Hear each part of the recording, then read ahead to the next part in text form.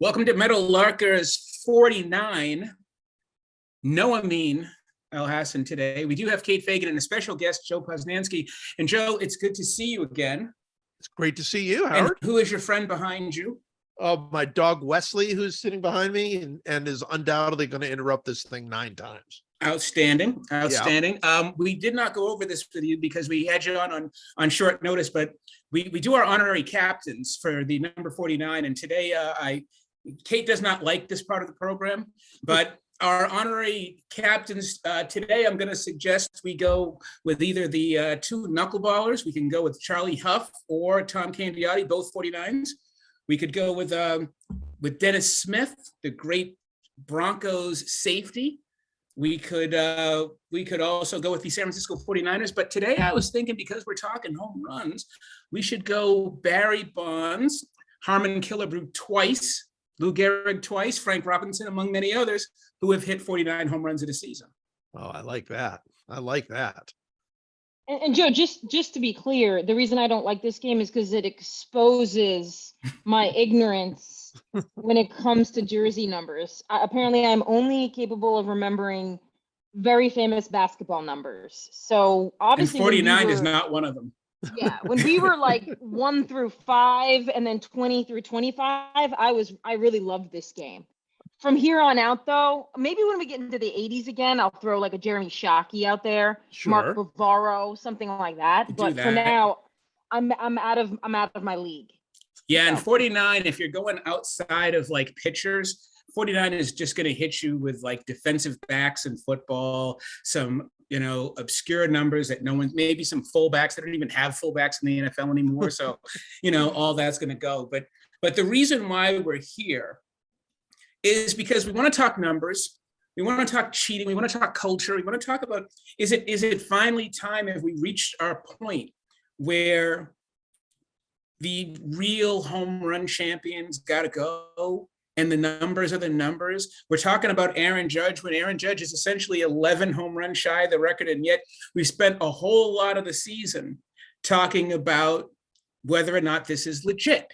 And we've talked about this on this program quite often about collateral damage. And to me, one of the things about this season is that if you wanted to call it a witch hunt in 2004, fine. If you want to get mad at us for who we vote for and who we don't, fine. But this season, for everything Aaron Judge has done, for us to still be talking about legitimate versus illegitimate, really does talk about the damage, the real damage that the steroid era did to this game. Yeah, I think that there's no question about it. I don't know that baseball's ever going to fully escape from the shadows because I got to tell you, and I think you guys probably have talked about this and this, nobody's hitting 73 home runs again. I mean, it's just not going to happen unless something really drastic in the game changes. And so that record's always going to be there. It's just going to be there forever. And people are just going to have to stare at it.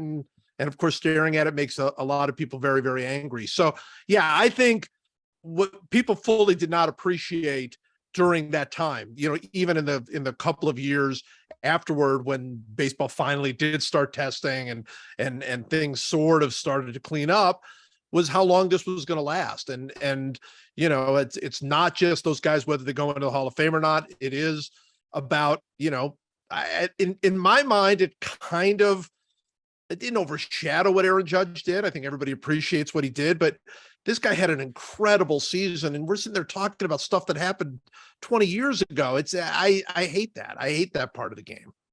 Well, Joe, when Howard and I were talking about this earlier this week, I put forth the idea that, to me, the Aaron Judge hitting 62 is almost meaningless to me.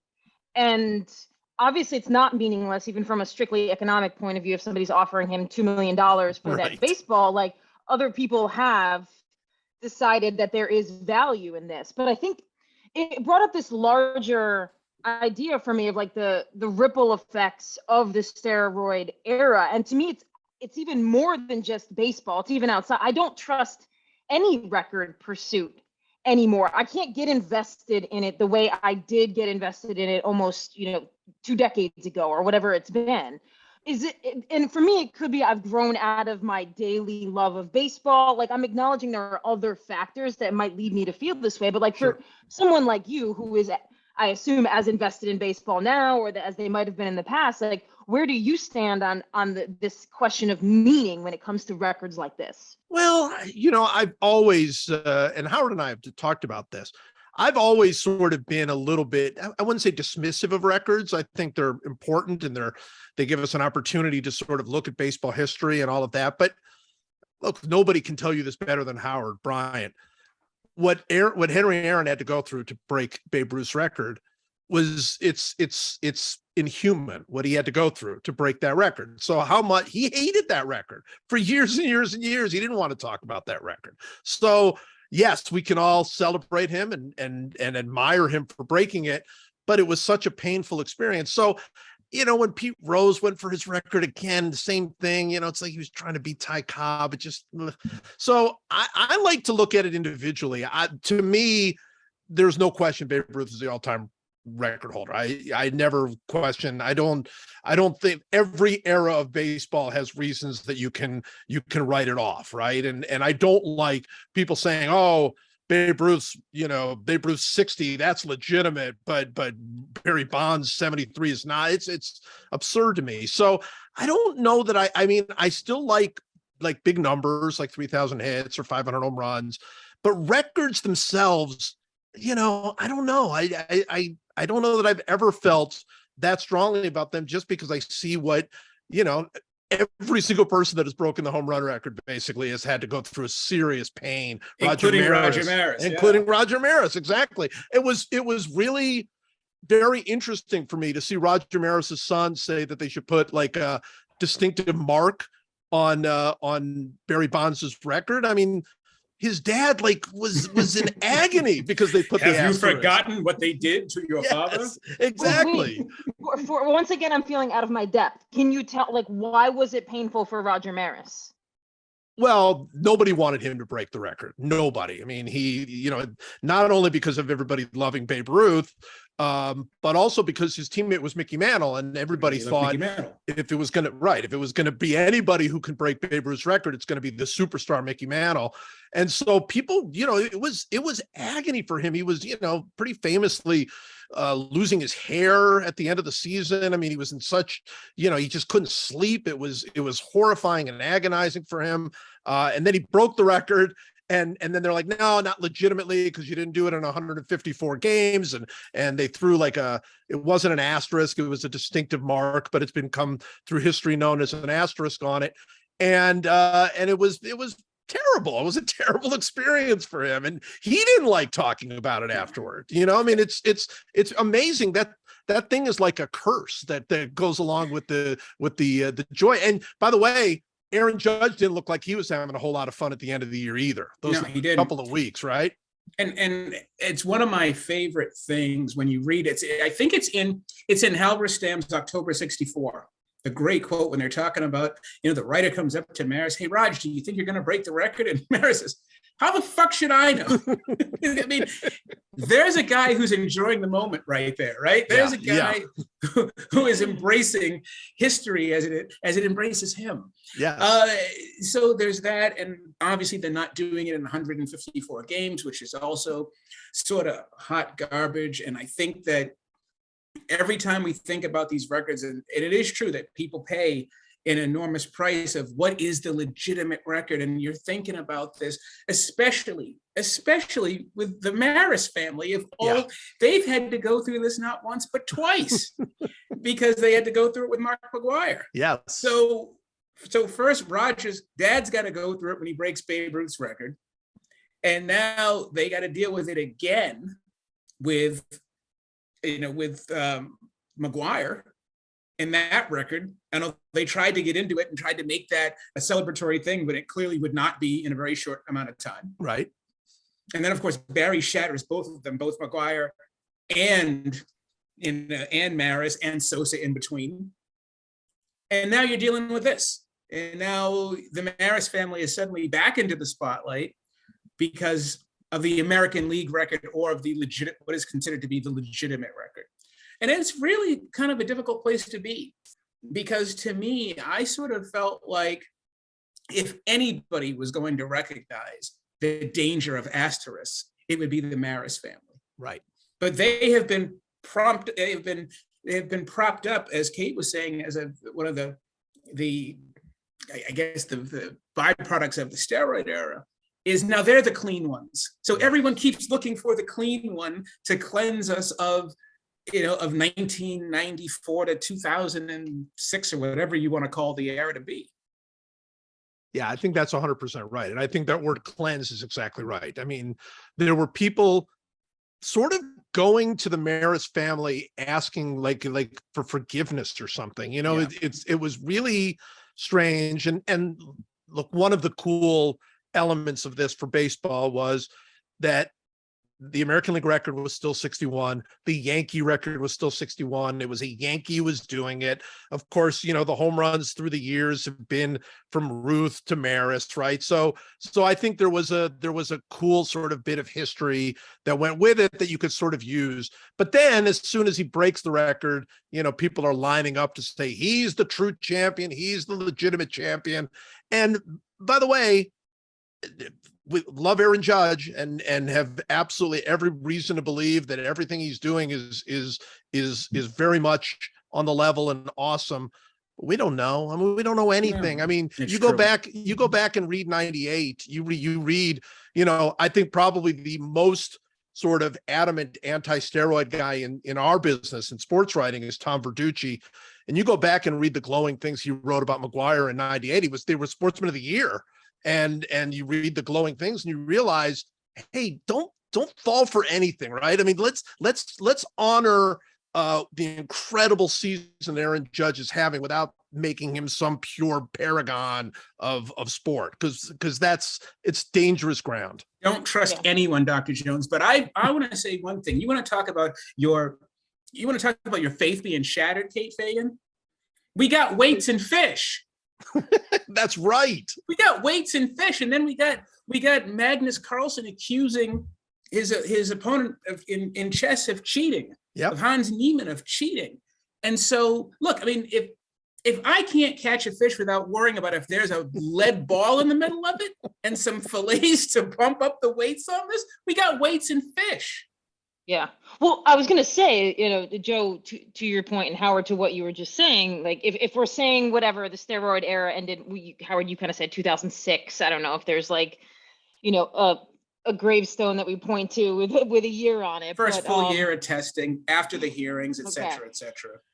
Well, and it's like a sport I know a little bit better than baseball, be like distance running, and you've got like the Oregon project happening out on Nike's campus, where you look at the 2012 Olympics and the men's 10K, we now come to learn they're doping in this entirely new way that's sort of piggybacking off of cycling. And I follow Kara Goucher, who's an Olympic marathoner and also a long distance runner. And I think it was 2008. She finished third at the World Championships.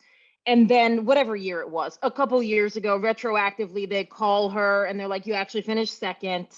And then a week later, a FedEx man delivered a silver World Championship medal. And she rightfully points out that, okay, what her Nike bonus contract doesn't get retroactively added. There's just like, there is no way to make up for that era. You can't make it whole. Mm-hmm. Yeah. So I guess there's a two-part there for Joe or Howard, because I'm speaking to two different experts. Like how do we even know? I mean, you already alluded to this. We can't know, but there's got to be people now, reporters are like super dialed in on baseball. What are they doing to ensure that whatever next level of doping isn't happening? And then do you think we have reconciled the steroid era? Like, is there a definitive position by baseball? Because what do we do until we know how to think about it? Hey, can I jump on this one? Please. Yeah, I would say number one, and Joe, take the second one, but take the first one, but I want to take the second one, which is baseball has decided that it's over. I mean, you go watch the Red Sox and the Yankees a couple weeks ago, a couple Sundays ago, and our network has got A-Rod on the K-Cast, on the cast with Michael K, Barry Bonds and Roger Clemens on the same broadcast waiting for Aaron Judge to hit his 62nd home run. Holy shit. I mean, you're watching that and I'm going, okay, we're all done. But if we're going to do this, and I understand it from a business standpoint, that eventually, like I'm in Cooperstown right now, and you walk past the corner where nobody got inducted. And you're looking around these halls, and this game has got to move on at some level. And I hate that phrase, move on, and I'm not subscribing to it. But I'm saying, if you are going to acknowledge what's happening, how do you do this? How do you acknowledge those 23 years by erasing these guys? And if that is the case, and it's happening at the same time when we get another one of those guys from that exact same era, Albert Pujols, who was hitting 189 this year, and all of a sudden has got 703 home runs. He was done 3 months ago. You know, how do you do all of this and then isolate Barry Bonds? Yeah. Why is that the one record that gets erased with all this carnage? Yeah, well, first of all, I agree with you. I think it has been astonishing how apparently the entire era was the fault of Barry Bonds. That's essentially what happened. We're going to put the commissioner of baseball in the Hall of Fame. We're going to put managers in the Hall of Fame. We're going to put players who may or may not have used, but probably did, but we didn't catch them. They're in the Hall of Fame. Barry Bonds is the only guy. But look, I really see this bigger picture. And I have people yell at me for this and disagree with me, and I get it, because we know that a big part of what happened here is Barry Bonds, Mark Mcguire, and Roger Clemens, Sammy Sosa, and these others, they cheated, right? Like that's the word that people love to use. They cheated the game, they cheated each other, etc. And us, right? Which I get. However, baseball didn't care. Baseball looked the other way. Baseball tacitly, and probably more than tacitly, encouraged these guys to get stronger, to hit more home runs, to do better. The attendance figures skyrocketed. The numbers the people were huge. Allowed themselves to get cheated too. Absolutely. People were thrilled. They couldn't, 98 was the biggest attendance season ever up to that point. 2001 blew that out of the water. People were loving it. They were loving the home runs and cashing checks, and everybody was doing great with it, and that's baseball, the way baseball ran it. And it does bother me that we can look at the way baseball ran the game from, 94 to 2006, whatever numbers you want to put, and say, yeah, illegitimate. That's an illegitimate time.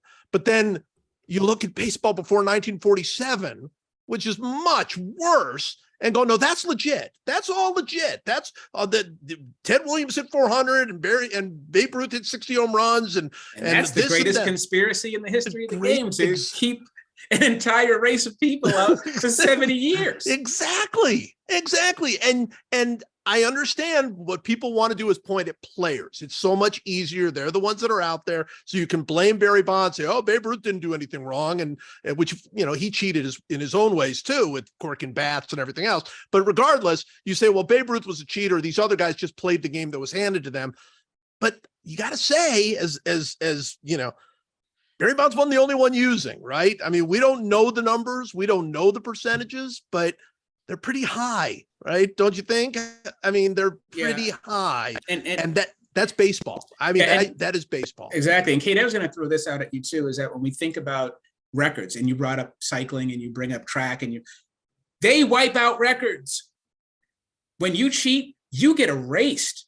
And baseball, okay, maybe we don't vote for you for the Hall of Fame, but those numbers are still there. Do you think that's the way it should be? Do you think there's a distinction because there's so many more variables in playing baseball than there is in just running? No, I bring it up because I'm thinking about when we're talking about this sort of erasure and the isolation of Bonds. I'm thinking, well, wait a minute. Hal Chase's numbers are still in the Hall of Fame. He's an admitted gambler. He's an admitted cheater. Right. Pete Rose, he's cheating as well. He was betting on his team. He may have not betted against his team, but he was betting for his team. And so those numbers are tainted, whether you were playing or a manager. Mark Mcguire is an admitted cheater. His 70 is still in the record books. So why is it so special? My argument on 73 is that 73 is so special because he was too damn good. Yeah. I mean, 73 and 762. I was talking to Bomani the other day, and he said, I wonder how the whole Aaron Judge chase would have gone if Mark Mcguire was still the single season record holder. How would that feel? So obviously he's talking about both the personality element and the racial element to it as well. But I was just thinking as well about how the one thing that we do in baseball is we may erase people in terms of, whether or not they get elected, but we leave those numbers alone. But this is a record. This one number is the one that people keep trying to cleanse. Yeah. Yeah. Well, I think, Kate, it's different. I mean, here's the thing, and it's changed now, but you look at running, you look at long distance running, or you look at cycling.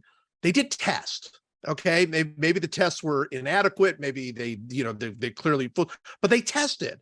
And the idea behind the testing was, if you get caught, if you test positive, you're out. Everybody understood the rules going in, right? When Ben Johnson won the gold medal in '88, ran set the world record, and tested positive.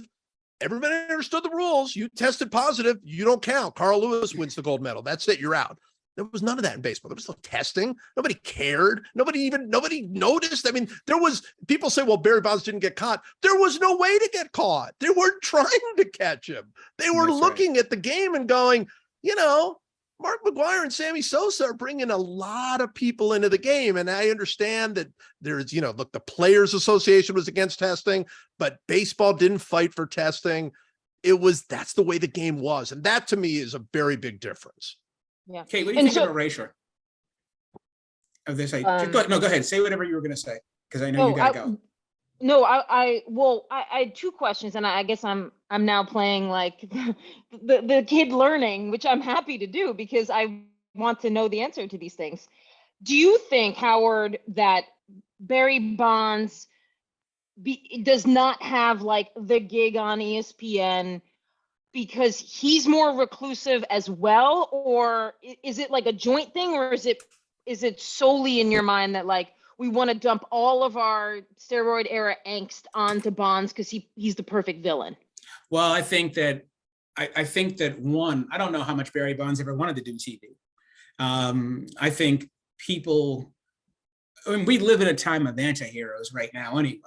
I think Barry Bonds could have whatever the hell he wanted right now. If he went and called ESPN and said, I want my own show, he'd get it.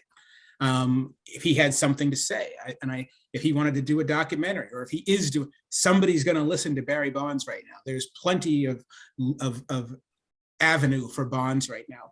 I think that the difference is in what we're talking about is the word legitimate. I think that's what it is that this whole season has been this discussion of, and you saw it in John Heyman's tweets yesterday, now we finally have a legitimate home run champion, that you're actually going to erase certain numbers. Well, if you're going to, the idea of home run erasure, Sammy Sosa is the only man in Major League history to hit 60 home runs 3 times. Mm-hmm. Right? Mark Mcguire hit 70 home runs, and and after that 70th off Steve Traxel, he says, this is going to stand for a long time. It didn't last 3 years. It was over.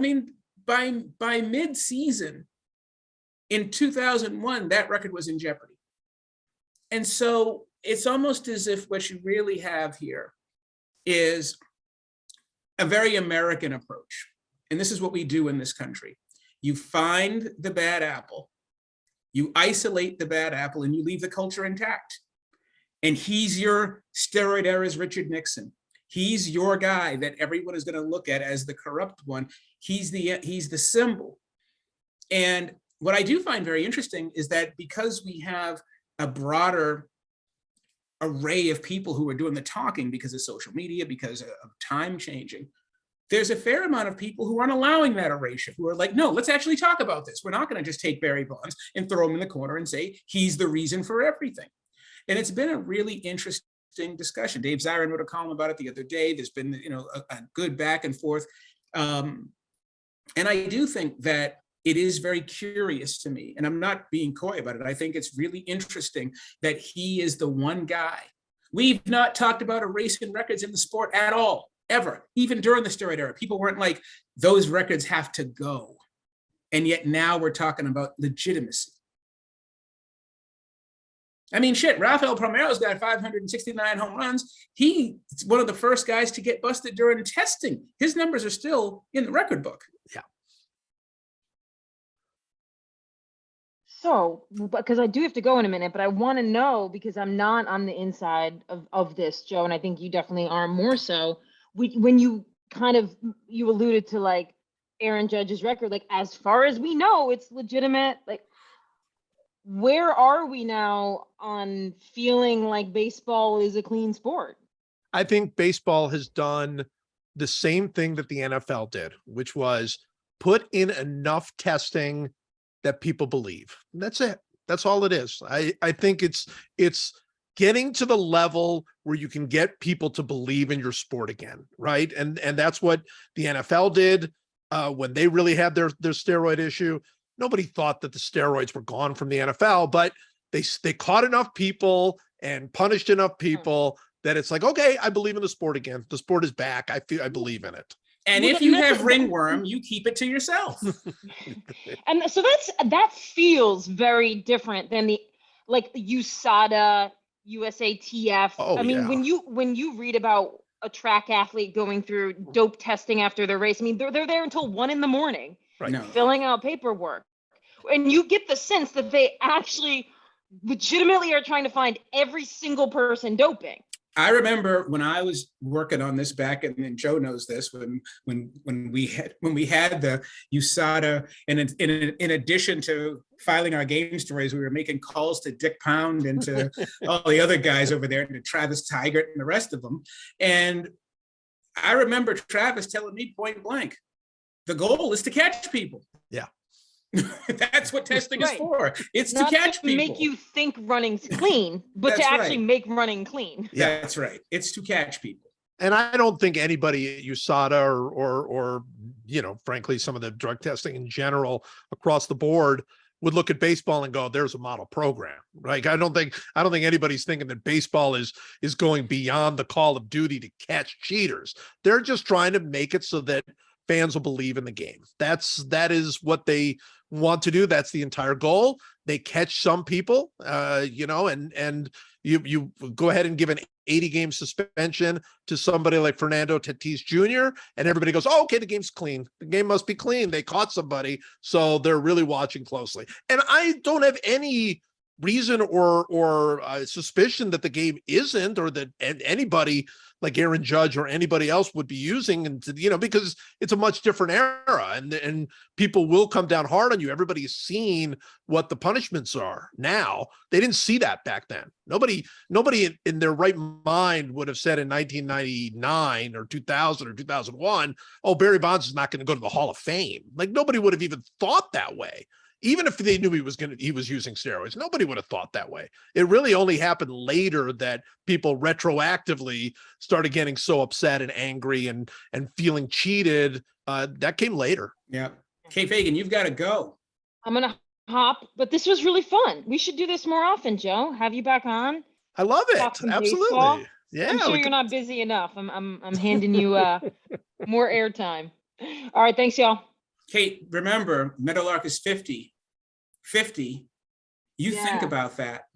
Yeah, I'm gonna think long and hard. Put your Steve Mix hat on and think about that.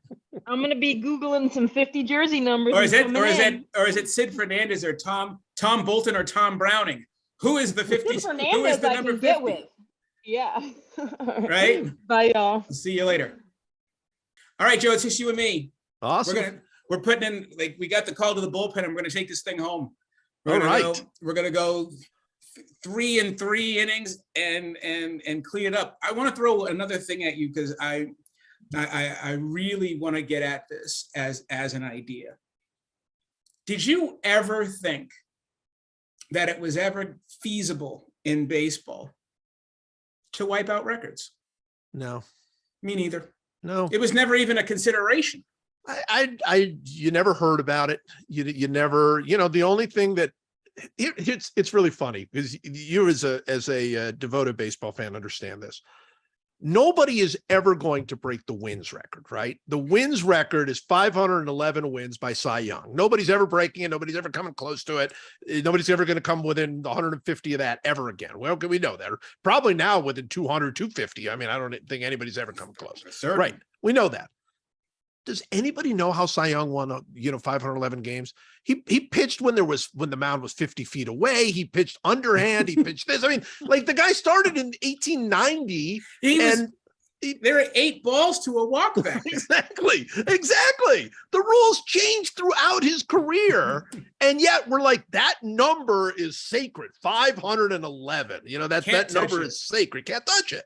And that's how baseball was. I mean, I remember before the Pete Rose, when he broke the record, some people went to the commissioner of baseball. I think it was, I can't remember which. It was Uberoff, wasn't it? It was, I think it was before. I think it was the one. It was before Uberoff, I think, but I can't remember if it was Uberoff or it was or Bowie. Or Bowie, right? Bowie Kuhn. Whichever one. They went to him and they said, the record's wrong. The record is absolutely wrong. Ty Cobb did not have 4,191 hits. He had 2 fewer hits. He was given 2 hits in a scandalous situation with where they went for where they were giving away a car for the batting title, and they completely screwed the thing up. And then the commissioner, in order to fix it, gave him 2 extra hits so that he would win the batting title. Right? They told him that, and they wouldn't change it. They said, no, we're not changing it. Look, this is a part of baseball history. So they kept it at 4,191 hits, even though that is absolutely not what he had. And everybody knew it. And the commissioner knew it. So now we're going to sit there and say, what, 73 home runs doesn't count? Are you kidding me? It's laughable. That's absolutely laughable. Well, and that is the thing. When I look at Bonds, and Bonds is such a complex, interesting figure. Yes. Because of all of the things, right? And I go on record all the time and say this. I didn't vote for him for the Hall of Fame, but Barry Bonds is still the best baseball player I've ever seen. Sure. I mean, when he came to the plate, he turned a game of failure into a game of success. Exactly right. Who has a 609 on base? Nobody. You're getting on base 6 out of 10 times? Yeah. I mean, who walks 232? I mean, what he did during that time period. And I think that's the other reason why Barry gets so much grief is, and you were there, by the time we got to the end of the season, right, when he hits the big one off Mike Bacsik, and you're like, okay, enough already. It was just like, so, everybody was like laughing. They're like, 73? Yeah. For real? 73? It was ludicrous. Yes. It was absolutely ludicrous. But let me ask you a question, because I'm curious what you think about this. Do you believe the sort of general theory, which is that Barry Bonds was clean until 98, watched Mcguire and Sosa do what they did, knew they were on steroids, and decided sort of in a Batman villain sort of way, wait till they get a load of me. Do you believe that story? And if you do believe that story, because I do, I believe that story. I really believe that Bonds, he didn't need to, and he didn't do anything until 98 when he saw, oh my gosh, look at what this game will allow you to do. I can do incredible things. All right. If you believe that, this is my theory. The game failed Barry Bonds as much as Barry Bonds failed the game. 1,000%. And I do believe that theory, and I believe it for 2 specific reasons. One, if you know anything about Barry Bonds, anything, he wants you to know he's the baddest dude out there. Yes. I'm the baddest dude out here. And like and I'm talking, Barry is comparing himself not just to you, but to Ruth, and to Willie, and to all of them. Yep. That Barry knows.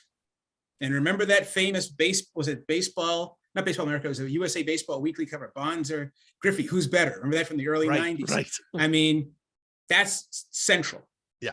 The second thing about Barry that you know is that nobody spots a phony faster than Barry Bonds. Mm-hmm. Barry knows if you can play or if you can't play.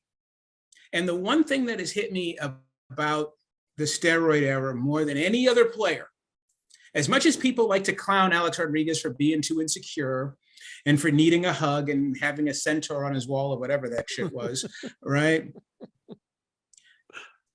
I've never seen a player at his level in terms of his numbers where people say he really wasn't that good than Sammy Sosa. Yeah, it's true. People in the sport do not believe he was a great player. Mm-hmm. And I'm like, he's got 609 home runs. How could he not be a great player? And I will speak, as I always do when we have these conversations. Sammy Sosa is the answer to my favorite steroid era trivia question. Sammy Sosa is the only man in the history of the sport to hit 60 home runs 3 times in a season, but in none of those seasons did he win the home run title. That's crazy. That's crazy. You know how hard that is? That's impossible to do. He hit 60 and 98, Mcguire hit 70. He hit 60 and 99, he hit 63 and 99, Mcguire hit 65. 66, yeah. 65, yeah. 65. He hit 64 in 2001. Barry hit 7. He lost by 9 home runs in a 64 home run season. Yeah. But for those reasons, does Barry say, I'm going to even the scales? Yeah. Yeah. Because we're not just talking about me knowing I'm good. It's about you are compensating this corrupt, dirty shit. Yep. You are compensating this, you are celebrating it, and you're calling me the bad guy? Right. I mean, seriously, I don't know of too many people who wouldn't say, well, you know what? You want to see what I can do? I'll show you what I can do. Yep. Now, I don't know if that is true or not. I believe it to be true. And I believe it for a few reasons. That is really the year where you start looking at him and he just began to look differently. Yes. And maybe he did it all on creatine and andro, maybe he didn't. But what you do know is that he decided that he was going to be a slugger. Mm-hmm. That the kind of player he was going to be, I'm going to hit this ball over the fence as many times as I can. Yeah. Yeah. Yeah. And I believe it. I really believe it. And because I believe it, I think to myself, if baseball's policing the game, Barry Bonds never uses steroids. That is, well, I honestly believe that. I honestly believe that. That's right. And to your point, did the game fail him? 1000% the game failed him. Yep. In the game, you know, and what is your choice? Barry is also a baseball player. And I mean, like, he's part of baseball royalty, you know. I mean, he comes from that San Francisco era. Yes. You know, Willie, Bobby, those guys. Like, and if you've ever, you know, when you go to Candlestick, when you go to, you know, whatever you want to call it, AT&T, 3Com, whatever you want to call it, right? You know, or at Pac Bell or AT&T Park. When you are around that San Francisco era, that is the legendary period for that franchise. You know, and the connection that people have to that era. And Barry is an offspring of that. That's right. And so, you know, when you think about Bonds, whenever you watch Bonds, it is very obvious that he is aware of what baseball means. He knows the history of the sport. He knows the game. He's not a chump. He is not somebody who takes the game very lightly. He's not Jose Canseco. No. You know, no. He takes this is a part of his life. Oh yeah. You know, it's literally in his blood. And so I couldn't agree more. Yeah. However, he's also not a snitch. He's also not going to be the guy who's like, how come nobody's doing anything about it? Because he's not that dude either. No, of course not. Of course not. No, he was definitely going to go the way he went. You know, your point about Barry Bonds is so right. He is a complicated guy, and he's become reduced to the bad guy, right? Like, that is what people have reduced him to. But there's a story. Years ago, he came to the Negro Leagues Baseball Museum in Kansas City and was given a tour by Bob Kendrick. And I wrote a story leading into him coming, basically talking about, you want to know how great these players were. Imagine if all you knew about Barry Bonds was what you heard about. He played in the Negro Leagues, and you heard about this guy who hit 73 home runs in a season. You heard about this guy that stole 40 bases and hit 40 home runs. You heard about this guy who played left field like a dream. would you believe it? That was the point. You wouldn't believe it. And they showed that story to Barry, who is not a fan of sports writers, as we know. And he literally started crying. He literally started crying thinking about that. And you remember when he broke the record, he said, I don't consider myself the record holder. I think Josh Gibson is the record holder. So there's a depth to him that people have always wanted to overlook. And look, we all know the bad side. We all know the negatives, but there's a depth to that guy. And I always thought, I did vote for him for the Hall of Fame. He's the greatest player I ever saw. And I don't like what he did. I don't like what any of them did. I don't like what they turned the game into. But in my mind, more I think about it, the more I really believe baseball failed Barry Bonds. Yeah, and Barry Bonds, he fell for the trap. He fell into it, but you can't sit there and celebrate baseball and the other people in the game and just forget about what Barry Bonds did. Yeah, I'm in two different camps here, and I'm not even sure where I fit anymore. The first road that I took was, and you know this, I'm not going to be part of this anymore. I stopped voting. I'm okay, I remember when I got my first ballot in 2007, and I said, there's going to come a point when this whole ballot is going to be steroid era. Yep. And what am I going to do when that point comes? We'll figure it out when I get there. But I know this, I don't want to be part of something that I don't feel comfortable with. Right. The second road on top of that was, I also don't want to be a stool for management, that all you're doing is letting us punish the players. You put yourselves in there. There's a statue of Bud in front of Miller Park, right? You've celebrated yourselves, but you're leaving it to us to penalize Barry Bonds? Yeah. I don't want to be part of that. So I ducked out of it. Now I'm in a different place, which is, and I don't like to use this crude metaphor, but it kind of works, sadly, which is, are you a life imprisonment guy or a life with parole guy? Right. If you are a life imprisonment guy, you say, I'm never voting for any of these guys. And Pedro Gomez and I used to fight about this all the time. Pedro wanted me to keep voting, to not vote for them. And I was like, nah, Pedro, it's not enough for me. I vote for, I don't vote against. I don't have anything against Barry Bonds. I made my decision and that's it. And my position on Barry Bonds is very, very clear. If he gets into the Hall of Fame, he earned it. And if he doesn't get into the Hall of Fame, he also earned it. Absolutely. Right? But now I feel like I may very well be a parole guy, in that no matter how you slice it, if Barry Bonds gets into the Hall of Fame next year, you cannot say he didn't pay some price for this. That's right. You can't say that he got in cleanly. I mean, the fact that the greatest player that any of us has ever seen is a Veterans Committee electee, that's punishment enough. That's a pretty damn harsh penalty. That he's not a first ballot Hall of Famer, and that he's going to have to explain this stuff every time to himself and to everybody else. Gee, Grandpa, what took so long? Yeah. Right? I mean, you're going to have to explain this. I agree. I've long thought that let's talk about Mcguire for a second. When Mcguire retired, it was already getting to that point. Everybody kind of thought he used it, knew he used, whatever. And you would hear people say all the time, if these guys would just ask for forgiveness, just admit it and ask for forgiveness, we could move on. We could forgive them. Okay, you know what? That was the way the game was played. Understand, you're moving on. We're moving on. Everybody's moving on. Truth and reconciliation. Right. And then Mcguire did admit it. Then he had the whole Bob Costas thing. Didn't go all the way. He didn't, he was still trying to take credit for things that maybe he shouldn't have, but he did. He went an hour-long tearful apology. Sorry that I did this. I want to spend my life telling people this is wrong. It was terrible. I shouldn't have done it. I regret it. It's my biggest regret of my career. And you know what? His Hall of Fame numbers went down. That's the way they went. They went down but they should have.